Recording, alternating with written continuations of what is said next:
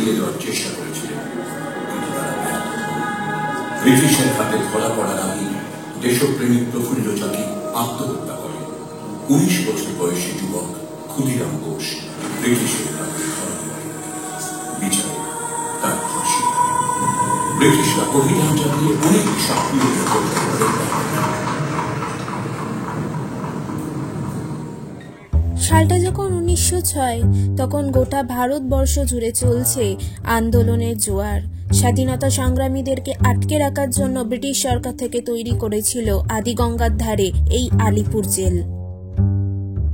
ফাঁসির মঞ্চকে উপেক্ষা করে দেশকে স্বাধীনতা এনে দেওয়ার জন্য প্রাণ দিয়ে গেছে হাসি মুখে কত কত বীর পুরুষ।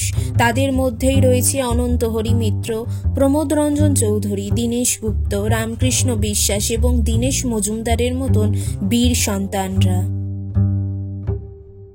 ব্রিটিশ সরকারের বিরুদ্ধে ষড়যন্ত্র করার জন্য গ্রেফতার করা হয়েছিল নেতাজি সুভাষচন্দ্র বসু, জওহরলাল নেহেরু, দেশবন্ধু চিত্তরঞ্জন দাসের মতন প্রাতঃস্মরণীয়দের।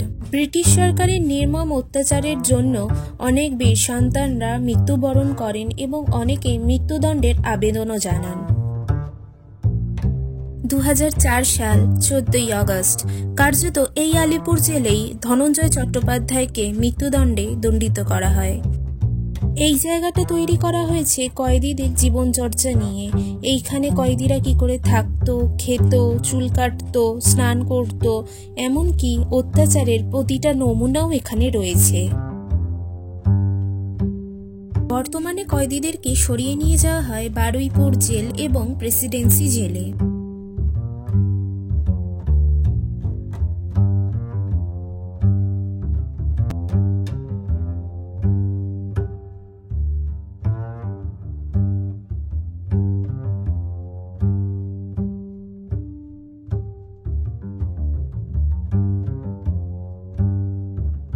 সেই সব ইতিহাস এখনো ইতিহাসের পাতায় এবং ভারতবাসীদের অন্তরে টাটকা হয়ে রয়েছে।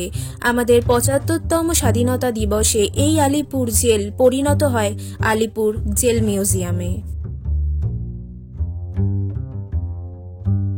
স্বাধীনতা সংগ্রামীদের আন্দোলনে অংশগ্রহণ করেছিলেন আমাদের ভারতবর্ষের অনেক মা বোনেরা, কিন্তু ব্রিটিশ সরকার তাদেরকেও রেহাই দেয়নি। তাদেরও একটা সময় গিয়ে ঠাঁই হয়েছিল এই আলিপুর জেল। এই আলিপুর জেলের অলিতে গলিতে অলিন্দে ছড়িয়ে রয়েছে বিপ্লবীদের বিপ্লবের কথা।